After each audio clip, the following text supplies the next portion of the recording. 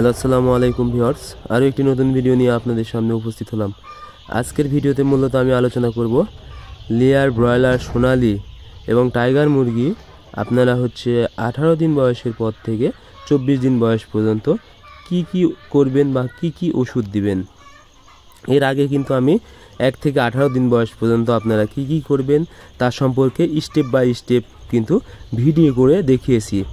আজকে মূলত আমি 18 দিনের পর থেকে কী করবেন তার সম্পর্কে একটি পরামর্শ দেব। আপনারা মূলত 18 দিন বয়সে অবশ্যই একটা গাম্বুরা ভ্যাকসিন করে নেবেন এবং 21 দিন বয়সে এসে আপনারা মূলত ভিটামিন চালাবেন, অর্থাৎ ক্যালসিয়াম অথবা এডি যে কোনো একটি চালাতে পারেন আপনারা 1 মিলি 1 লিটার পানিতে।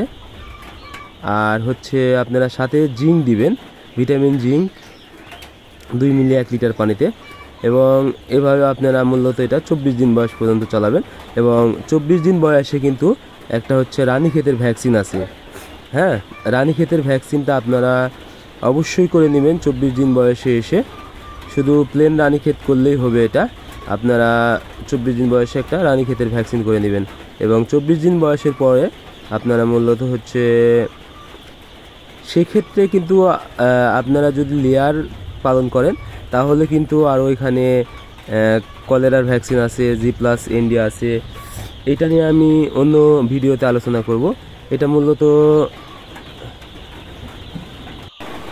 ব্রয়লার এবং সোনালী মুরগির ক্ষেত্রে একটু আলাদা বিষয়। সেই ক্ষেত্রে আপনারা 24 দিনের পরে অবশ্যই ওজন বাড়ানো ওষুধ ব্যবহার করবেন। ওজন বাড়ানো ওষুধ হিসেবে আপনারা যে কোনো অ্যামাইনো অ্যাসিড ব্যবহার করতে পারেন। এগুলো দিলে খুব দ্রুত কিন্তু মুরগি দ্রুত ওজন বৃদ্ধি পেয়ে যাবে।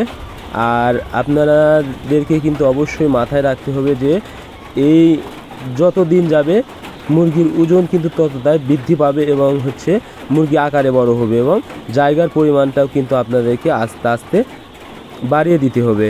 এবং আপনাদেরকে অবশ্যই আপনারা মুরগি যেখানে রাখবেন সেই পরিবেশটা, অর্থাৎ লিটারের পরিবেশ এবং তুষ বা গুঁড়া যেখানেই রাখেন ওইটা কিন্তু একদম পরিষ্কার থাকে, সেরকম যেন ঝাঁঝালো গন্ধ বা অ্যামোনিয়া গ্যাস উৎপন্ন না হয় সেদিকে অবশ্যই খেয়াল রাখবেন।